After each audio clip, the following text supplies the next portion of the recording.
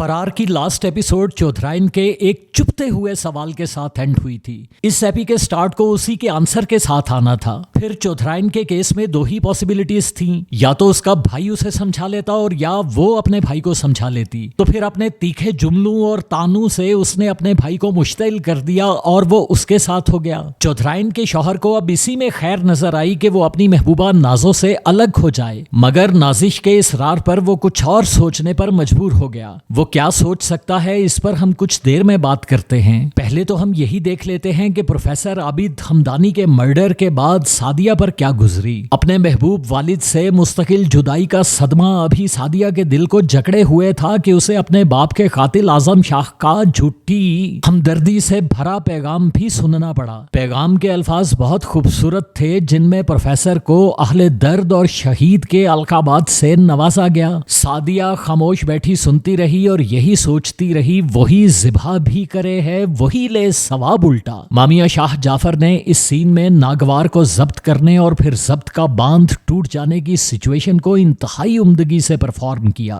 फिर जैसा कि अदना सियासत के सफाक मैदान में जो होता है वही हुआ। शहर में जिन्होंने प्रोफेसर को कत्ल किया वही उसकी लाश के वारिस बन बैठे और अदना सियासत में महारत रखने वाली QIP ने इस मामले पर हुकूमत को धमकाना भी शुरू कर दिया। हल्का सा धमकी आमेज रवैया फसीह का भी नजर आया जब वो सादिया के पास जिमी के कत्ल की तफ्तीश के लिए आया। वहीं बातिश भी आ धमका। बातिश का इस एपिसोड में पहला सीन खासा मिजाहिया है। वो प्रोफेसर के मर्डर पर इंतहाई गुस्से में है और पंचिंग बैग पर मुक्के चला रहा है, मगर उसके फेस पर जितनी अग्रेशन है उसके पंचेस उतनी ही केयर के साथ मूव कर रहे हैं कि हाथों को कहीं चोट न लग जाए। एनी हाउ सादिया के घर फसीह के रूप में पुलिस को पाकर बातिश नर्वस हो जाता है और हर मुमकिन जल्दी वहां से निकल जाता है। सादिया उसकी आमद पर उसका शुक्रिया अदा करके उसका दिल अपनी मुट्ठी में जकड़ लेती है। बाप की मौत के बाद बिल्कुल तन्हा पड़ जाने वाली सादिया को बातिश में एक मुखलिस और सच्चा खैर ख्वाह नजर आता है। बातिश उस शुक्रिया के नशा से सरशार होकर उस वक्त चला तो जाता है, मगर जाते हुए एक दिलचस्प खेल रचा जाता है। सादिया के घर के बाहर QIP के लोग भी मौजूद हैं कि वो जानते हैं कि इश्क की आतिश बातिश को वहां खींच ही लाएगी। वो बेखौफ आशिक